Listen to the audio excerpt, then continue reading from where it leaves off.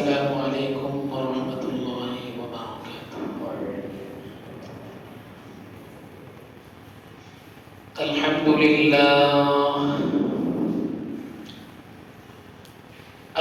لله الذي هدانا للإسلام، الذي نزل القرآن هدى للناس وبينات من الهدى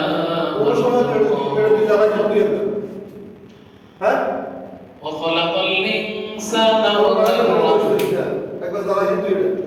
وعلمه من البيان ما لم يعلم.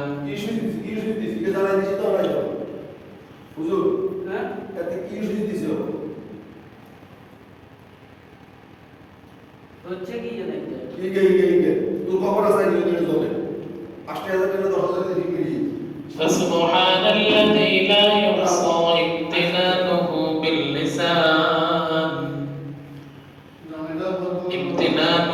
باللسان ولا بالقلم. ونشهد أن لا إله إلا الله وحده لا شريك له، ونشهد أن سيدنا وسندنا وحبيبنا وحبيب ربنا وطبيبنا وطبيب قلوبنا ومولانا وأولانا محمدا عبده ورسوله، صلى الله تعالى عليه وعلى آله وأصحابه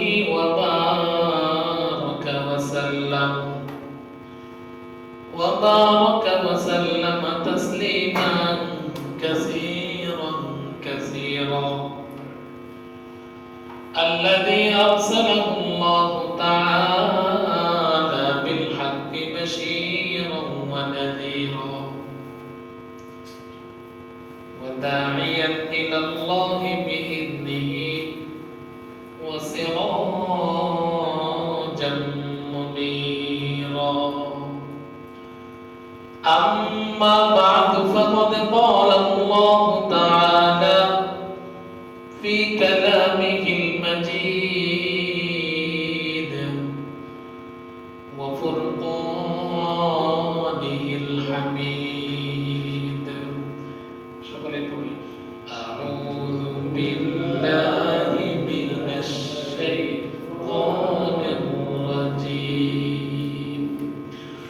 بسم الله الرحمن الرحيم. سبحان الذي أسرى بعبده ليلا من المسجد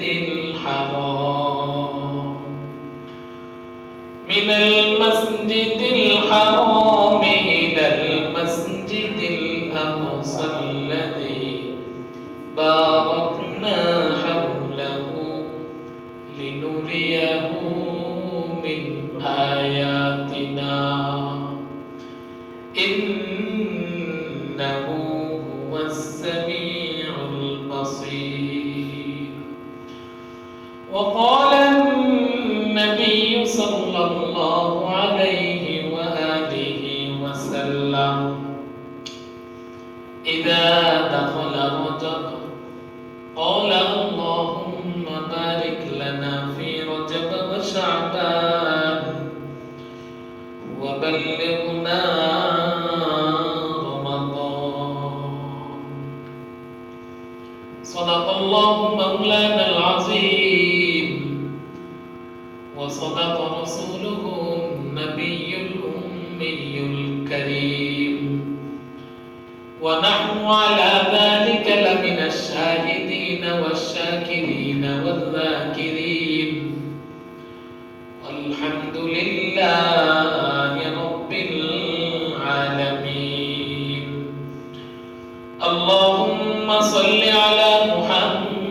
محمد وعلى آل محمد كما صليت على إبراهيم وعلى آل إبراهيم إنك حميد مجيد اللهم بارك على محمد وعلى آل محمد كما باركت على إبراهيم وعلى آل إبراهيم إنك حميد مجيد الحمد لله মহান রব্বুল আলামিনের দরবারে আলিশানে লাখো কোটি শুকর সুজুদ যে মহান রব্বুল আলামিন আমাদেরকে অত্যন্ত দয়া করে মায়া করে মহব্বত করে ভালোবেসে আজকের এই দিন পর্যন্ত সুস্থ সবল রেখে দুনিয়ার সকল ঝামেলা থেকে মুক্ত করে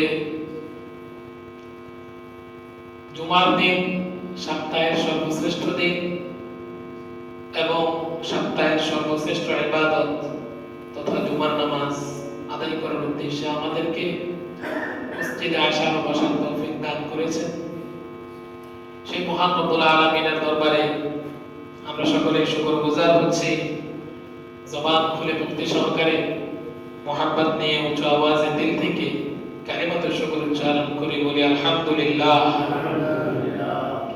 লক্ষ কোটি দুরূদ ও সালাম সাইয়্যিদুল মুরসালিন রাহমাতুল লিল আলামিন শফিউল মুজনিবিন খাতামুন নবিয়্যিন সাইয়্যিদুস সাকলাইন ইমামুল মুরসালিন হাবিবে কিবরিয়া আশরাফুল আম্বিয়া সাইয়্যিদুল আম্বিয়া হযরত মুহাম্মদ মুস্তাফা সাল্লাল্লাহু আলাইহি ওয়াসাল্লামের উপর তার সাথে সাথে ওই সমস্ত মানবের আত্মার মাগফিরাত কামনা করি যারা আমাদের থেকে বিদায় নিয়ে চলে গেছেন আল্লাহ তাআলা প্রত্যেকের কবরকে জান্নাতের সুউচ্চ মাকাম দান করুন সকলে বলি আমিন আলহামদুলিল্লাহ রজব মাসের তৃতীয় জুমা রজব মাস আস্তে আস্তে আমাদের থেকে বিদায় নিয়ে চলে যাইতেছে মহামূল্যবান সময় রাসূল সাল্লাল্লাহু আলাইহি ওয়াসাল্লাম রজব মাসে বেশি বেশি আল্লাহ তাআলার কাছ থেকে বরকতের জন্য দোয়া করেছেন এই মাসের উল্লেখযোগ্য ঘটনা হলো মেরাজ আমরা সকলেই জানি আল্লাহ তাআলা তার প্রিয় রাসূল মুহাম্মদ মুস্তাফা সাল্লাল্লাহু আলাইহি ওয়াসাল্লামকে পুরো আরশ আজিম সাত আসমান সফর করে বাইতুল্লাহ থেকে বাইতুল মুকাদ্দাস পর্যন্ত সাউন্ড কম হুজুর পুরো আরশ আজিম আল্লাহ তাআলা মেরাজের রজনীতে আল্লাহ তাআলার দিদার লাভ করার উদ্দেশ্যে আল্লাহ তাআলা তার প্রিয় রাসূল মুহাম্মদ মুস্তাফা সাল্লাল্লাহু আলাইহি ওয়াসাল্লামকে নিজ সান্নিধ্যে আরশে আজিমে ডেকে নিলেন আল্লাহ তাআলা যেমনি ভাবে নিজের সত্তাকে অতুলনীয় করেছেন তেমনি ভাবে আল্লাহ তাআলা তার প্রিয় রাসূল সাল্লাল্লাহু আলাইহি ওয়াসাল্লামের এই মেরাজ এটা সত্য ঘটনা এটাকেও অতুলনীয় করেছেন এই কথা বলতে গিয়ে আল্লাহ পাক রব্বুল আলামিন সূরা বনী ইসরাঈলের 1 নম্বর আয়াতে কারিমার মধ্যে ইরশাদ করেন সুবহানাল্লাযী আসরা বি'আবদিহি লাইলান মিনাল মাসজিদিল হারাম পরম পবিত্র মহিমাময় মহান সত্তা যিনি নিজের বান্দাকে আসরা বি'আবদিহি লাইলান মিনাল মাসজিদিল হারাম মসজিদ হারাম থেকে মসজিদ আকসা পর্যন্ত সফর করিয়েছেন সেই মহান সত্তা যিনি তার প্রিয় বান্দাকে সেই বান্দাকে রাত্রি বেলায় মসজিদ হারাম থেকে মসজিদ আকসা পর্যন্ত সফর করিয়েছেন আল্লাযী বারাকনা হাওলাহু যার চতুর্দিকে আমি পর্যাপ্ত পরিমাণ বরকত দান করেছি। সুবহানাল্লাহ। লিনুরিয়াহু মিন আয়াতিনা, যাতে আমি আমার কিছু কুদরতের নিদর্শন তাকে দেখিয়ে দিতে পারি। ইন্নাহু হুয়াস সামিউল বাসীর, নিশ্চয়ই আল্লাহ তাআলা সবকিছুই শুনেন এবং সবকিছুই দেখেন। আল্লাহ তাআলা বলেন সূরা বনী ইসরাঈলের প্রথম নম্বর আয়াতে কারিমাতে, সুবহানাল্লাযী আসরা বিআবদিহি লাইলাম মিনাল মাসজিদিল হারাম ইলাল মাসজিদিল আকসা, পরম পবিত্র মহিমাময় মহান সত্তা, যিনি তার প্রিয় বান্দাকে মসজিদ হারাম থেকে মসজিদ আকসা পর্যন্ত রাত্রি বেলায় সফর করিয়েছেন। আল্লাযী বারাকনা হাওলাহু, আল্লাহ তাআলা বলেন আমি তাকে চতুর্দিকে এমন বরকতময় পূর্ণ রেখেছি, লিনুরিয়াহু মিন আয়াতিনা, যাতে করে আমি আমার রাসূলকে আমার বরকতের কিছু নিদর্শন দেখিয়ে দিই। ইন্নাহু হুয়াস সামিউল বাসীর, নিশ্চয়ই আল্লাহ তাআলা সবকিছুই শুনেন এবং সবকিছুই দেখেন। এই মাসের সবচেয়ে উল্লেখযোগ্য ঘটনা হলো মেরাজ। আমরা সকলে জানি। এখন এই মেরাজ কত সনে, কোন তারিখে, কোন মাসে অবতীর্ণ হয়েছে, এই ব্যাপারে উলামায়ে কেরামের অনেক মতভেদ রয়েছে। কেউ বলে এই মেরাজ সংঘটিত হয়েছিল হিজরতের 3 মাস পূর্বে, কেউ বলে 5 মাস পূর্বে, কেউ বলে হিজরতের 6 মাস পূর্বে, কেউ বলে 8 মাস পূর্বে, কেউ বলে হিজরতের 11 মাস পূর্বে, কেউ বলে 1 বছর পূর্বে, কেউ বলে 1 বছর 2 মাস পূর্বে, কেউ বলে 1 বছর 3 মাস পূর্বে, কেউ বলে 1 বছর 5 মাস পূর্বে, কেউ বলে 1 বছর 6 মাস পূর্বে, কেউ বলে 2 বছর পূর্বে, কেউ বলে 3 বছর পূর্বে। কিন্তু দেখেন কত মতবিরোধ রয়েছে। কিন্তু উল্লেখযোগ্য মত হলো রাসূল সাল্লাল্লাহু আলাইহি ওয়াসাল্লাম যখন তায়েফ থেকে ফিরলেন, রাসূলের নবুয়তের 11 বছর তায়েফ থেকে ফেরার পর যে কোনো একটি মাসে এটা সংঘটিত হয়েছিল। এখন সেটা কোন মাস এই ব্যাপারে অনেক ইখতিলাফ রয়েছে। কেউ বলে রবিউল আউয়াল মাসে, কেউ বলে রবিউল সানিতে, কেউ বলে রজব মাসে, কেউ বলে রমজানে, কেউ বলে শাওয়ালে। কিন্তু নির্ভরযোগ্য অধিক উলামায়ে কেরামের মতভেদ হলো রজব মাসের 26 তারিখ দিবাগত রাত্রে, অর্থাৎ 27শে রজব, যেহেতু আরবিতে রাত্রে আগে আসে, তাহলে রজব মাসের 26 তারিখ দিবাগত রাত্রিতে আল্লাহ তাআলা তার রাসূল মুহাম্মদ মুস্তাফা সাল্লাল্লাহু আলাইহি ওয়াসাল্লামকে মেরাজের রাত্রিতে, এই রাত্রিতে উর্দু জগতে আল্লাহ তাআলার সান্নিধ্য লাভ করার জন্য রাসূলকে ডেকে পাঠালেন। এখন আপনাদের মনে প্রশ্ন জাগতে পারে, এত মতবিরোধ কেন, এত কথা কেন? আসলে তৎকালীন যুগে কোন বিষয় কখন সংঘটিত হয়েছিল, কোন কাজ কখন হয়েছিল, এটা লিখে রাখার কোনো প্রচলন ছিল না, মনে রাখার কোনো প্রচলন ছিল না, কোনো ইন্টারনেটের যুগ ছিল না, বাইরে যায় না, যেটা এই যুগে প্রচলন হয়।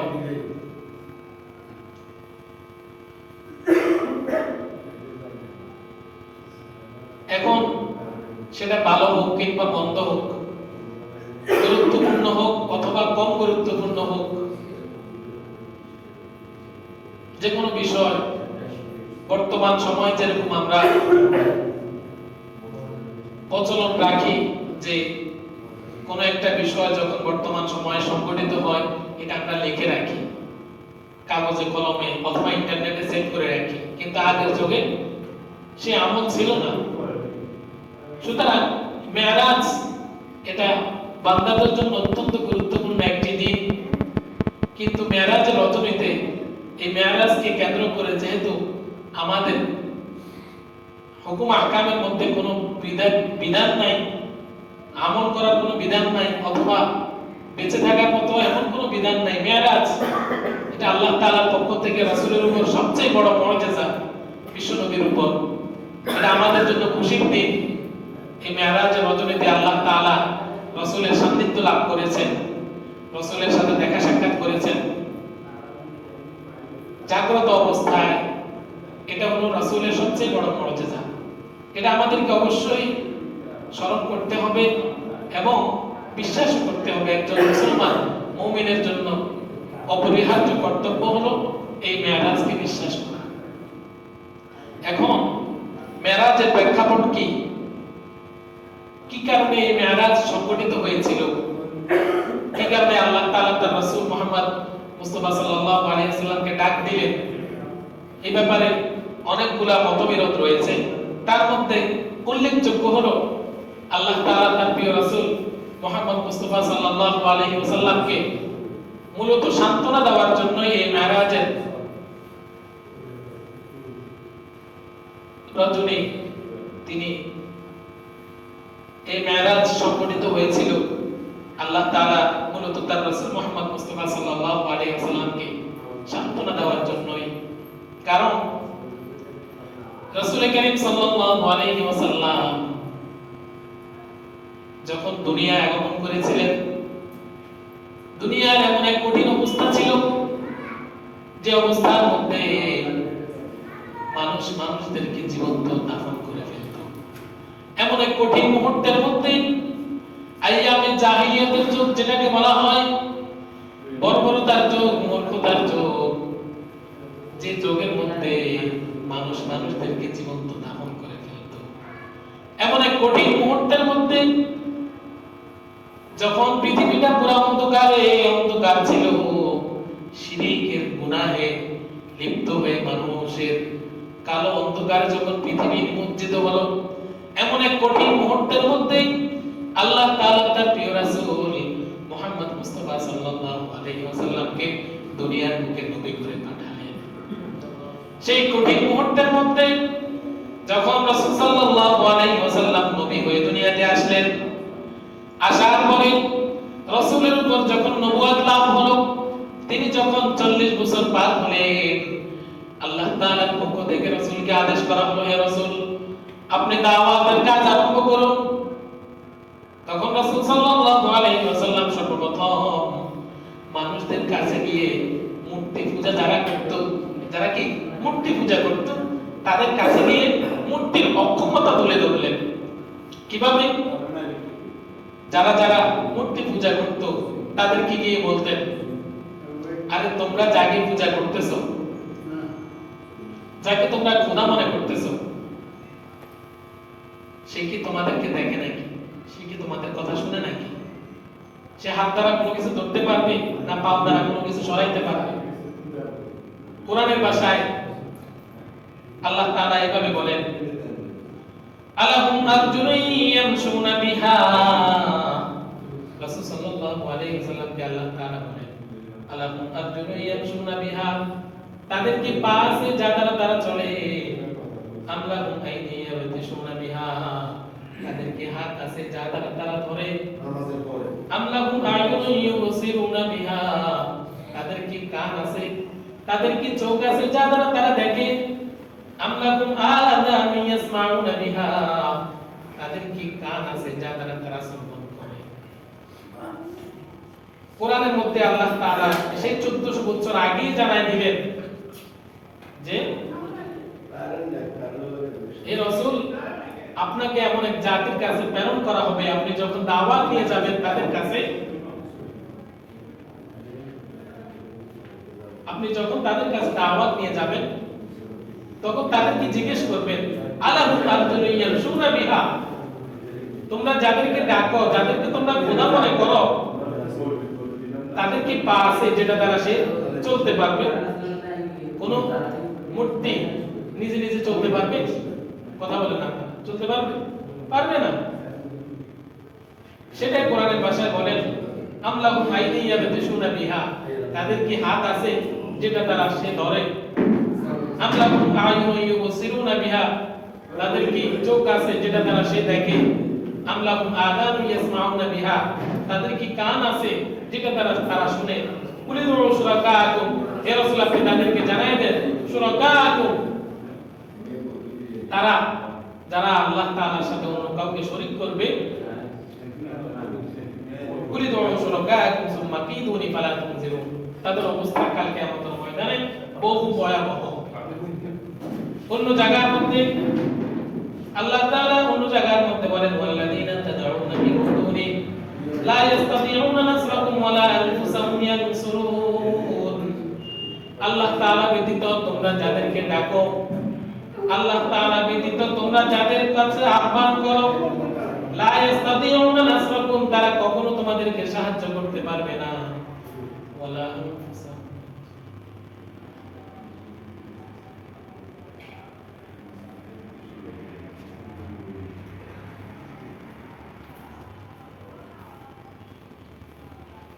একটু ওই মসজিদে যাবো। والذين تدعون من دونه لا يستطيعون نصركم ولا أنفسهم ينصرون। আল্লাহ তাআলা বলেন আল্লাহ তাআলাকে ব্যতীত তোমরা যাদের পূজা করো, আল্লাহ তাআলা ব্যতীত তোমরা যাদেরকে খোদা মনে করো, লা ইস্তাতিউনা নাসরাকুম, তারা তোমাদেরকে কখনো সাহায্য করতে পারবে না, ওয়ালা আনফুসাহুম ইয়ানসুরুন, এবং তারা তাদের নিজেদেরকেও সাহায্য করতে পারবে না। وإن تدعوهم إلى الهدى لا يسمعوا وتراهم ينظرون إليك وهم لا يبصرون। যখন তোমরা তাদেরকে সৎ পথে আহ্বান করবে, লা ইস্তাতিউনা নাসরাকুম ওয়ালা হুম ইউনজারুন, তখন দেখবা তারা তোমাদের কথা শ্রবণ করবে না, ওয়ালা ইউবসিরুন, দেখবে তোমরা তাদের দিকে তাকিয়ে আছো, মনে হয় যেন এমন তারা তোমাদের দিকে তাকিয়ে আছে, কিন্তু মূলত পক্ষে তারা কিছুই দেখে না। মূর্তি যেগুলা, মূর্তির যে পূজা করে, এদের দিকে তাকাইলে মনে হয় যেন এরা আমাদের দিকে কেমন যেন দেখে তাকাই রয়েছে, ঠিক না? সেটাই আল্লাহ তাআলা বলতেছে যে তোমরা দেখবে যে তারা মনে হয় যেন তোমাদের দিকে তাকিয়ে আছে, কিন্তু মূলত পক্ষে তারা কিছুই দেখে না। এই কারণে আল্লাহ তাআলা তার রাসূল মুহাম্মদ মুস্তাফা সাল্লাল্লাহু আলাইহি ওয়াসাল্লামকে এই মিরাজের রজনীতে সাত আসমান সফর করিয়ে আল্লাহ তাআলা আরশ আজিমে ডাক দিলেন। এই মিরাজের প্রেক্ষাপট এটা জানাটা প্রত্যেক মুসলমানের উপর কর্তব্য যে আসলে আল্লাহ তাআলার পক্ষ থেকে রাসূলের উপর কিভাবে ওহী নাযিল হয়েছে, ইসলাম ধর্ম যে আমরা আছি, ইসলামের ইতিহাস কি, কিভাবে আল্লাহ তাআলা তার রাসূলকে এত দামি করেছেন, রাসূলের সবচেয়ে বড় মুজিজা কি, এটা আমাদেরকে অবশ্যই জানতে হবে। যদিও এগুলা ঘটনা, কিন্তু এগুলাই তো আমাদের ইসলামের মূল উদ্দেশ্য। এগুলা যখন আমরা জানতে পারবো ইসলামের এই বিধিবিধানগুলা, তখন আমাদের জন্য ইসলাম ধর্ম গ্রহণ করা বা মানা আমাদের জন্য সহজ হবে।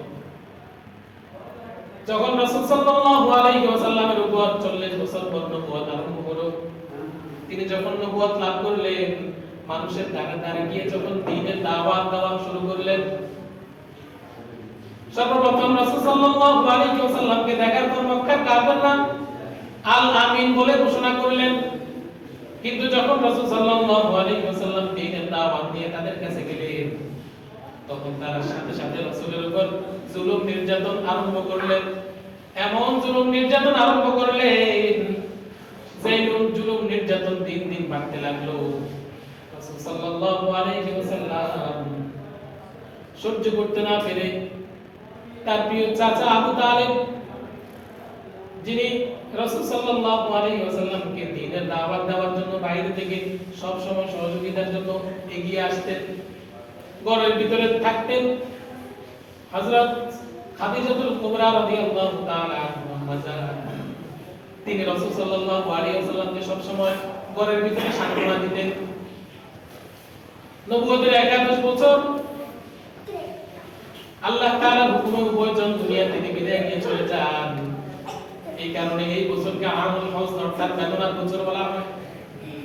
রাসূল সাল্লাল্লাহু আলাইহি ওয়াসাল্লাম যখন দ্বীনের দাওয়াত দিতে লাগলেন, দ্বীনের দাওয়াত দেওয়ার পরে নির্যাতিত নিপীড়িত হয়ে যখন চতুর্দিক থেকে রাসূলের উপর নির্যাতন আরম্ভ হলো। রাসূল সাল্লাল্লাহু আলাইহি ওয়াসাল্লাম সহ্য করতে না পেরে মক্কা থেকে তায়েফের ময়দানে চলে গেলেন। তায়েফের ময়দানে যাওয়ার পর রাসূল সাল্লাল্লাহু আলাইহি ওয়াসাল্লামের উপর নির্যাতন আরো বেশি বেড়ে গেল। এমন নির্যাতন বেড়ে গেল যে রাসূল নির্যাতন নিপীড়ন সহ্য করতে না পেরে 3 দিন পর্যন্ত তায়েফের ময়দানে লোকদেরকে দাওয়াত দিলেন।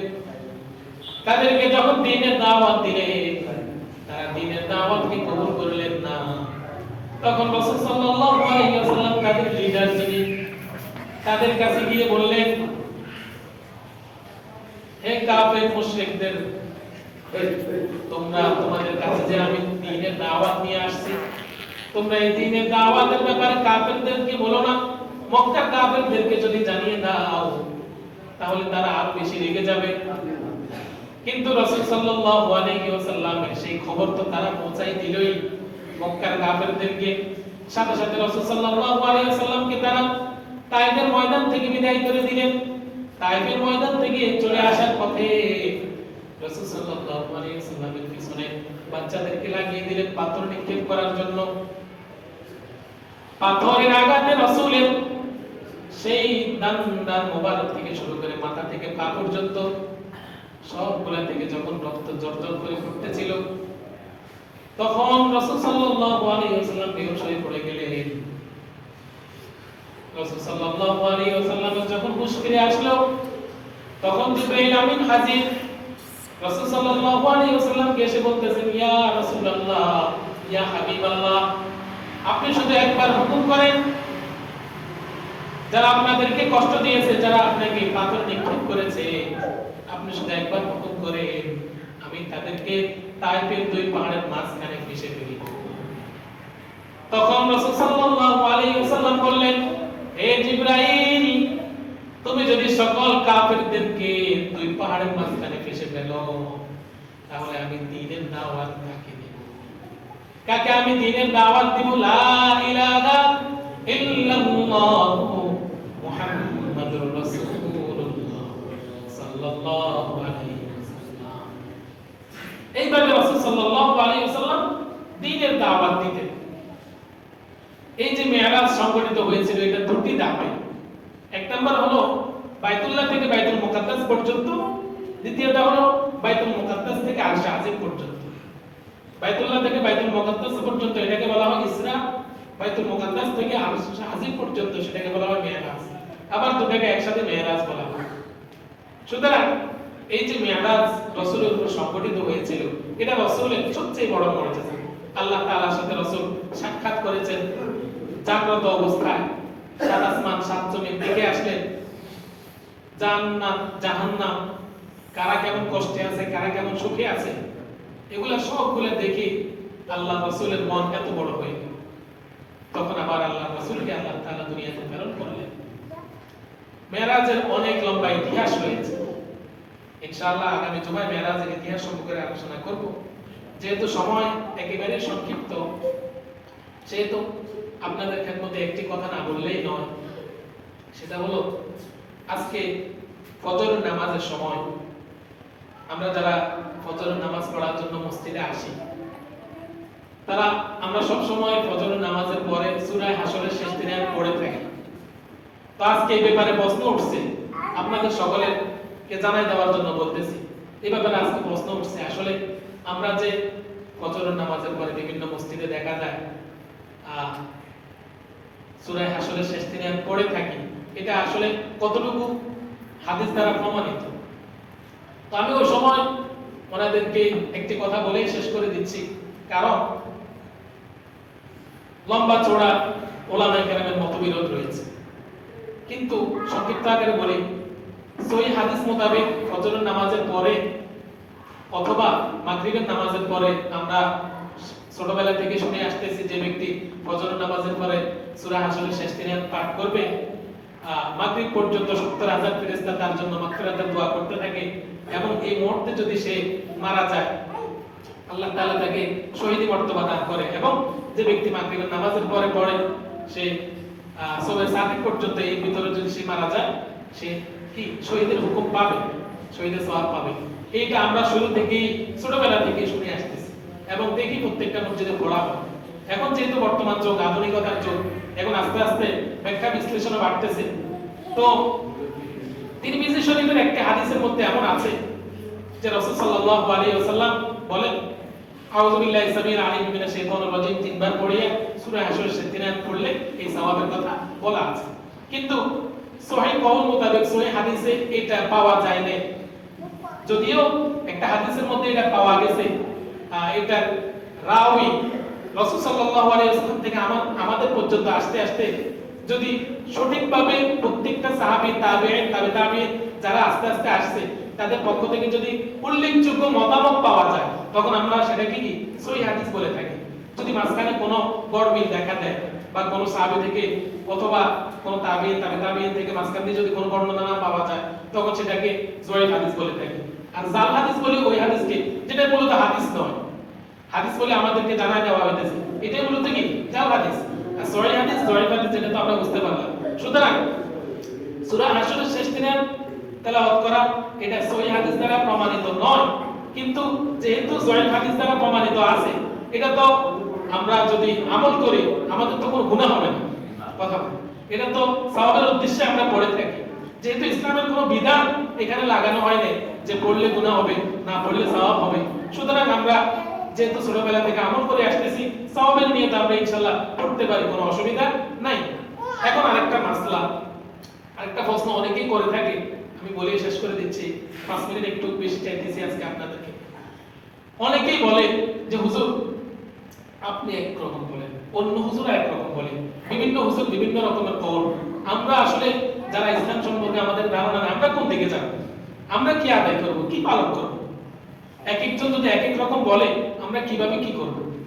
তাদেরকে বোঝানোর জন্য আমি ছোট্ট একটি মিসাল দিলে বুঝতে পারবেন। বাজারের মধ্যে সয়াবিন তেল আছে, সয়াবিন তেল আমরা কিনি না? কয়েক প্রকারের সয়াবিন তেল আছে, কিন্তু তীর আছে, বসুন্ধরা আছে, রূপচাঁদা আছে, কুষ্টি আছে, বিভিন্ন রকমের বিভিন্ন আইটেমের কি সয়াবিন তেল পাওয়া যায়। গায়ের মধ্যে দেখবেন লেখা আছে 100% কি 100%। কোন কোম্পানি লেখে না যে আমার এটা 99% 1% ভেজাল আছে, সবগুলাই তো কি 100%। কিন্তু তার মানে কি এটা আমরা কখনো মনে করি আরে সবগুলাই যে 100% বলে, সবগুলাই তো কখনো কি ভেজাল মুক্ত হয় না, আমরা সয়াবিন তেল খাবোই না, এই কথা কখনো কেউ বলে? বলে না। মানুষ কি করে, একদিন একটা খায়, আজকে পুষ্টি, কালকে রাঁধুনি, কালকে রূপচাঁদা।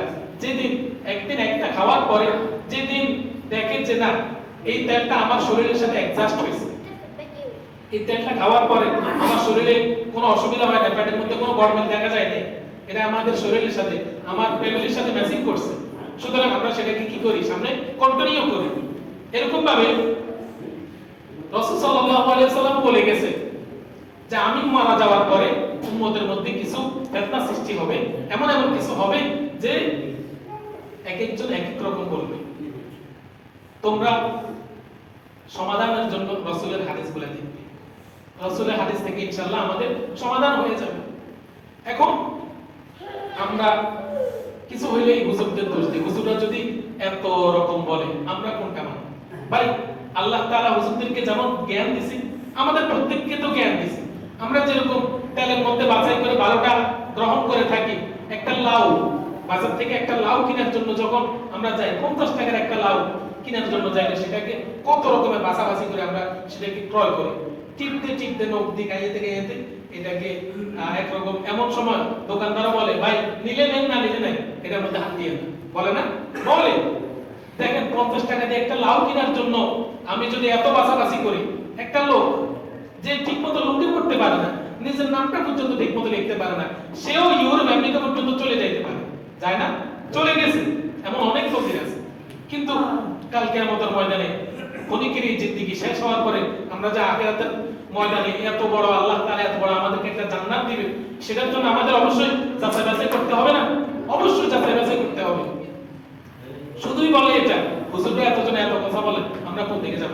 ভাই আপনি রিসার্চ করেন, কয়জন হুজুরের কথা শুনছেন, কয়জন ইসলামিক স্কলার বলে বক্তব্য শুনছেন? আস্তে আস্তে ভাই যেহেতু যুগ আধুনিক হচ্ছে, আমরা কয়েকটা কিতাব মোতালা করব, একটা বিষয়কে জানার জন্য দরকার হয় একটা, দুইটা, তিনটা, পাঁচটা, 10টা হাদিসের কিতাবগুলো দেখবো, ঘাঁটবো, এবং বিভিন্ন ইসলামী স্কলার যিনি আছেন, যিনি যে এই বিষয়ের উপর পারদর্শী, দক্ষ, তিনার কাছ থেকে জানার চেষ্টা করব। এখন আমি কওমি লাইনে পড়ালেখা করছি, এমন না যে আমি শুধু কওমি আলেমদের বক্তব্যই শুনবো, না, আমি সবার বক্তব্য শুনবো। সবার বক্তব্য শোনার পরে আমার কাছে যেটা ভালো মনে হয়, এইটা মনে হয় সহি, তখন আমি সেটা মানব। কেউ বুকে হাত বাঁধে, কেউ নাভির নিচে হাত বাঁধে, দুটোটারে সহি হাদিস আছে, দুটোটারে হাদিস আছে। এখন এমন না যে একটা সহি একটা গলত, না, এমনও শরীয়তের উসুল আছে দুটোটাই কি সহি হয়। এগুলো নিয়ে আমরা ইনশাআল্লাহ বিতর্কে যাব না, সমাধানের মধ্যে থাকার চেষ্টা করব। আল্লাহ তাআলা আমাদেরকে এই বিভিন্ন মাসলাগুলো বুঝিয়ে আমল করার তৌফিক দান করেন।